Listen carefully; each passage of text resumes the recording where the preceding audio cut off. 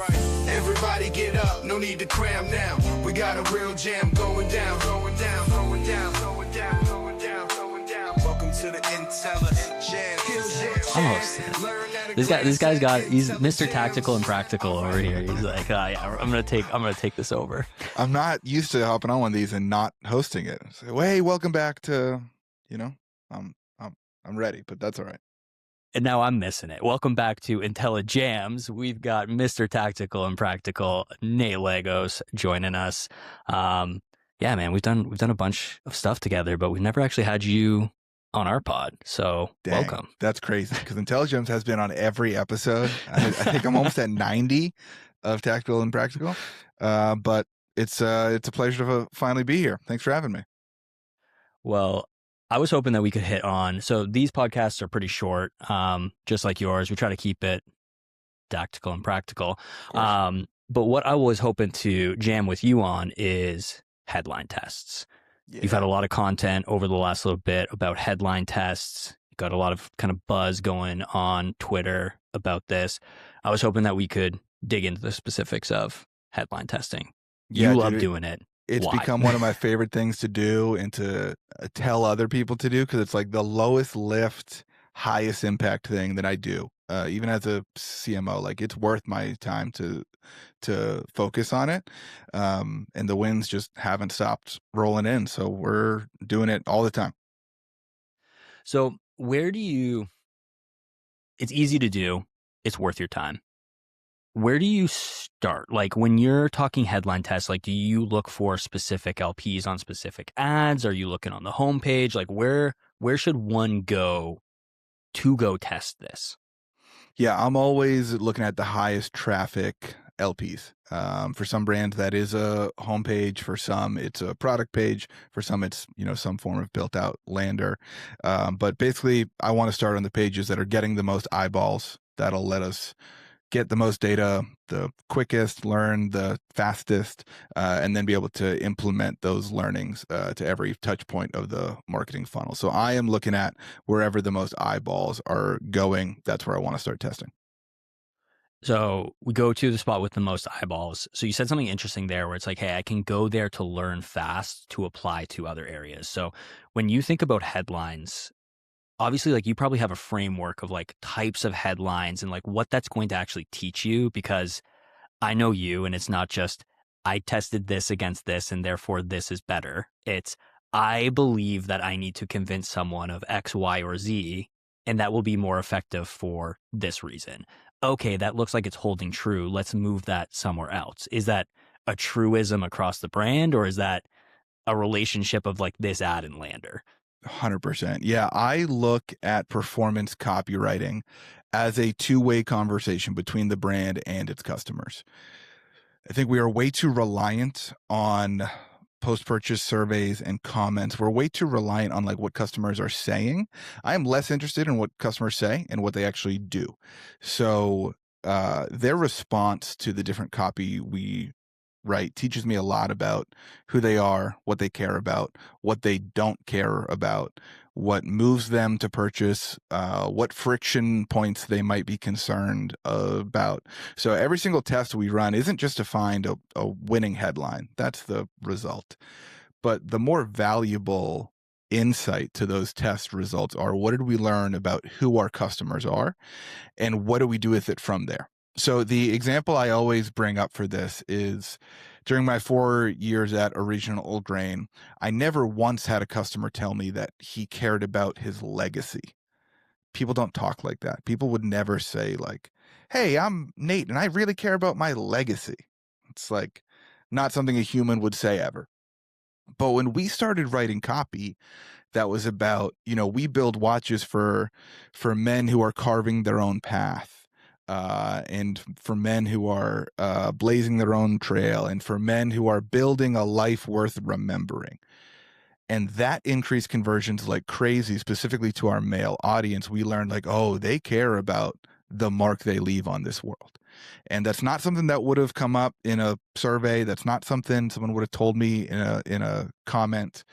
But that insight that these men are trying to build something of their life to be more meaningful and bigger than they are led into future copywriting. It led into the influencers we work with. It led into a lot of our ad headlines and copy and video scripts. So that's the kind of insights that people don't get from asking customers questions, and don't get unless they are really listening when they are testing new copy. I know you're going to agree with what I'm about to say. People buy on emotion and they rationalize with logic. So if you look through the reviews and you ask people why they bought, they'll give you very logical reasons for why they did it. Very rarely is that logical piece the reason that someone bought. The specifics about your product, your return policy, like these are all things that people will say after the fact, but not necessarily the emotional driver that brought them in. Yeah, that was something that we learned time and time again. And kind of annoyingly, it's revealed a lot to myself about my own purchase behavior. And like the biggest example we learned at OG was, people are not buying a watch to tell time. They are buying a watch because it's a status symbol. They're buying a watch because they're a little bit insecure and they want their tribe to respect and admire and look up to them. So when I left OG, I wanted a new watch to kind of commemorate, I'm done with the watch industry for now. I want something that's not from OG. So I bought a watch because I wanted something to wear. But like deep down, I'm just insecure. Like that's really why I bought it, which I never would admit. If Tag Heuer sent me a post-purchase survey that was like, why did you buy this watch? I wouldn't have said it's because I'm deeply insecure and I want people to know that like I'm making a step up. But that was like basically it, Dude, I'm the same way. I don't know if it's going to come up on here, but I got the Garmin. Like I'm not a watch guy, but I switched from Apple to Garmin and like same thing. I'm like, am I actually training for something? Am I actually taking this seriously if I don't own a Garmin? It's the exact same thing. So learned a lot of these lessons at OG. You are now over at Adapt. How are you kind of like taking these same principles and like everything that you've learned into testing headlines now? Like what are you testing? What are you learning? How should people approach this? Yeah, I immediately started testing headlines on our highest traffic LPs when I got here, for two reasons. One, I knew I'd get some quick wins quick. And as the new CMO, I wanted to come in and show the team like, hey, look, there's exciting stuff happening. But selfishly, I needed to learn more about who our customers were and what they deeply care about. And I did all the customer research. I read a bunch of reviews. I put all the reviews into Claude and had it feed me a bunch of info. But to me, there's nothing like writing new copy, seeing how they respond and starting to get a sense of who they are. So testing headlines was a huge part of what I was doing, especially that first month, whereas like a CMO who's brand new on a job, I can't do anything else. Like I'm still just like learning, figuring out who does what moves the needle here, what the company goals are. There wasn't a lot of like tactic stuff that I could help with, but that was something I could jump in on right away and get results quick. And I'm really glad I did, because now we've expanded everything we've learned from the site. We've actually built a Claude skill that learns from IntelliJAMS, and then updates our copy docs, and then it can go write new copy for emails and for ads and for other website pages. So yeah, it's been super powerful for us. It's still something I'm focused on all the time. I joke with the team internally that CMO stands for Chief Messaging Officer, because like I think that's basically my job, is how do we do a better job communicating what our products do, who they're for, and why they should trust us with their hard-earned dollars and why they should trust us with their health. The better we get at saying that, the better off we're going to be. Dude, you hit on something there, like, hey, when you come in, you have to get a better understanding. And I love that like all those original tests were not like, oh, I was searching for like the conversion winner. It was like, yo, I was trying to learn something and take those learnings so I can apply it. Like one thing I love to say about just testing in general is like, if the answer to your current test didn't open up 5 new questions, yeah, you're doing it wrong. Like Yep, you're not just searching 100%. for winners, like you're trying to get a better understanding. And hey, CMO is chief messaging officer, like that's kind of what it's all about. I love that you're using IntelliJAMS to feed that Claude skill to like, hey, I'm learning things in this sandbox right here. Let's apply it to email. Let's apply it to 100%. ad copy. Let's apply it everywhere. Yeah. I think I shared the results a couple weeks ago of a split test I ran where like all 4 options were dead even. And it hurt a little bit. I take on 1 copywriting client a month, and this was January's client. The first headline test I did for them was a dead heat. And to be honest, like I was hurt. It didn't feel good. My ego's a little like bruised on it. But the way that I look at that is like, cool. I found 4 things that our customers don't give a shit about. I found 4 things that our customers don't care about. I'm not sure if I'm supposed to cuss on this or not. But I found 4 things that like don't move the needle for them at all. So I was able to go back to the notepad, write things that were totally different, totally outside the realm of what we had tested before, and we unlocked some big winners. So yeah, to me, like you never lose a split test. You learn what doesn't work, and then you can cross that off the list and avoid that mistake in the future. But for me, like it is as much a learning tool as it is a performance lever. And hey, if you have 4 and they all end up being a dead heat, it's not that like it basically tells you that all of those angles and all of those talking points are just noise. It has the same effect as how you're currently talking about this. So like you're actually just muddying the waters. Yeah. By going into more of the like, say you have to be consistent. I mean, CMO, chief messaging officer, is like, what do we need to be known for? And I've actually been having this conversation at IntelliJAMS semi-frequently lately. I'm like, guys, which beer is question. Cold? Yeah. It's Coors Light. Yeah, Coors Light's cold. All beers are cold. Yeah. But Coors is as cold as the Rocky. Right? It's insane. Like you find something and you like, once you find the again, you test something, it opens up 5 new avenues. Is like, okay, that's the direction. I might not know my exact compass bearing, but I know like, yo, northeast is looking good. We can narrow it in. From there. Yeah. Yeah. And like, even within that test, where like conversion rate was basically even, one of them drove a higher AOV. And it's like, oh, that's interesting. What did we say there that made people more likely to buy more from us, more likely to take our upsell offers?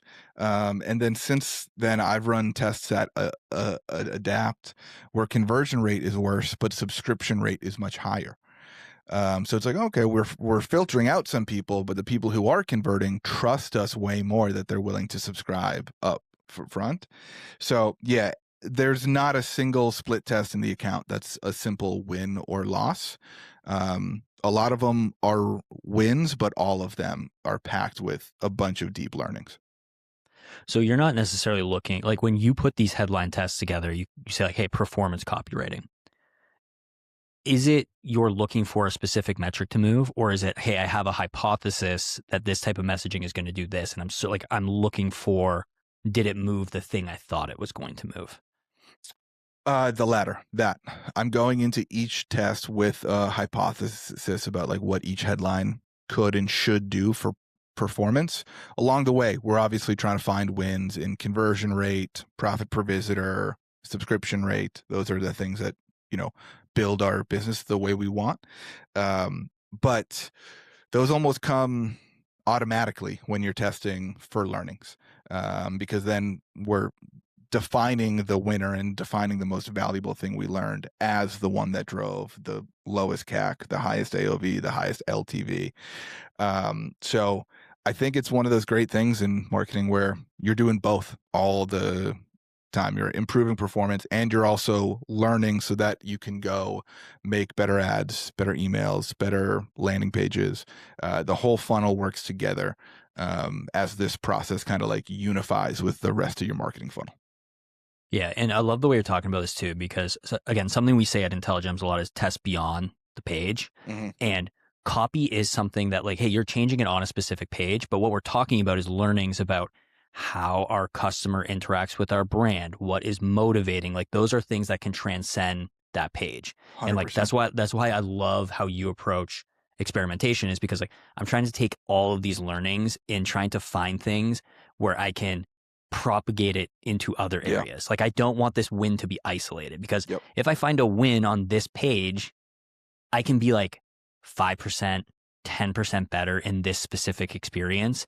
But like I need to compound a lot of those to get to where I'm going as a business. Yeah. But I need to take those learnings and find places to like go find a 2x win, a 5x win, a 10x win. Well, and like I use this to ultimately answer the question, who are we as a brand, and what do we want to be known for? I'm sure you've seen the original Brain ads that say we're built for living and worn for legacy. That, which became our brand tagline, started 2 years ago as like very specific LP headlines. And that's when we learned that like, oh, people are wearing this to adventure, to go make memories, to go make the moments that matter remarkable. And that all kind of built up eventually to our brand copy and our brand tagline of built for living and worn for legacy. And that's one of those rare brand taglines that we can agree, like, or at least we thought it sounded cool and sounded good, but it also increased direct response conversion rate. And I think the only way to get there is to start from the bottom up and make sure these things are increasing performance along the way while learning something about your customers and then rolling it up from there. We're doing the same thing at Adapt right now, where there's one format of headline. I'm not going to give you the juice yet, but there's one thing that worked for our top selling product on that one LP. Then I tried it on our second best product and it works again there. And now it's split testing on the homepage. And it's already in ads. There's some more ads in the works for it, but we've got something now that like I can prove like, hey, it helped sell our top 2 products better. Let's see if it can help homepage performance. Let's see if it can help ad performance. That's something that's going to roll up to one of our brand pillars. The one that we kind of like put our flag in the ground of like, this is who we are. This is what we stand for. This is why you should trust us because of this thing. And it all starts as like a direct response headline test. This is all amazing. So let's make this super tactical for people listening. You had all that time to refine this at OG. You then step into a new brand and start doing it again. And it looks like, hey, we might not know for sure, but we have something here that's going to be similar. How would you tell someone who is, maybe they're testing, but they're testing like inside of like specific tools like Klaviyo, maybe they're like changing the button colors around. Like, what would you tell someone, performance copywriting, headline? How do you get started? Where should someone begin? Couple things. If you're not testing on your site, I think you are testing in an unreliable testing ground. I think the site is like the most accurate and deliberate way to get real results and real insights that matter. If you're stumped on where to start, I've got one hack I've been using a ton lately. Go take your best performing ad or your best performing LP, run the copy through Claude, and ask it to identify the valence and intensity zone of that piece of copy. Valence and intensity zones speak to the emotion and level of energy of that piece of copy and sorts them into 4 quadrants that are like low energy but positive, high energy and positive, low energy and negative, low energy and positive. Ask it to analyze, figure out what zone it's in, and then ask it to rewrite it in your other zones. This is something that I think like marketers are getting wrong in the conversation about personas right now. We all act like we have one brand persona that is like our guy. But there's like 1,000. There's 1,000 different mindsets and emotions and archetypes that can lead someone to purchase from your brand. And I don't want to limit our marketing funnel to just one of them. The example I give is most of the time I buy Jack Daniels, I'm happy and celebrating and hanging out with friends. But sometimes I buy it when I'm sad and frustrated and stressed out. And that's the same buyer who has two opposite emotions that can lead him to the same purchase of 11 shots of Jack Daniels, you want to market to both of those people. So anyways, I think valence and intensity zone writing is the best way to like get variations quick. Then once one of them wins, you can test more into that angle. If the positive high energy one is the winner, that means most of your customers are optimistic and they are hopeful and excited when buying your product. Test more into that angle. If a positive and a negative one are tied, that means you have two different personas that are buying from you. You should create funnels and ad campaigns and landing pages for each of them and then test further in that direction. So I think if you're starting from square one, start with your best performing message, find different ways to say it, learn from it, and keep iterating from there. Dude, I'm gonna steal that for It was great. for IntelliJAMS. That's fantastic. Dude, I just did it for my hat company. I had like a top ad for the last like 4 months that I could not beat. And it was positive and high energy. I just did the valence and intensity thing. It spit out an iteration that was positive but low energy. And it crushed so hard. I thought I had a month of inventory to go. It sold out in 6 days. So now I'm out of stock and scrambling. But like that's how powerful it can be, and it can just open you up to more people that resonate with a different kind of message. Yeah, like where I'm thinking with this is one thing I say to the team a lot is at IntelliJAMS we sell confidence. We give you the ability to ask a big question, validate an important decision. But like when you were just talking there, like, hey, the opposite of confidence is like insecurity, and like, hey, you want to move towards confident, but you also might want to get out of insecurity as well, where like 100%. they're actually just two sides of the same coin. Yeah. There are some marketers that come to you because they want better data and learnings, and they want to be as confident as possible in what they're rolling out on their site. There's also marketers that are coming to you that are like scared they might get fired soon because performance has been on the rocks and they don't know what they're missing. They think IntelliJAMS can help solve it for them.